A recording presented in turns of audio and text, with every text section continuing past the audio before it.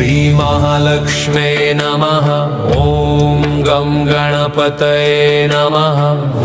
ॐ श्रीमहालक्ष्म्यै नमः।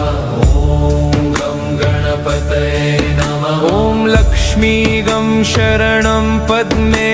ॐ सिद्धिविनायक रक्ष रक्ष। ॐ धनलक्ष्मी देवी शक्ति।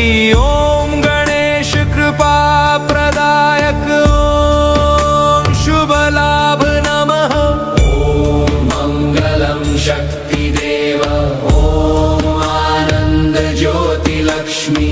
ॐ विघ्ननाशक गणेश।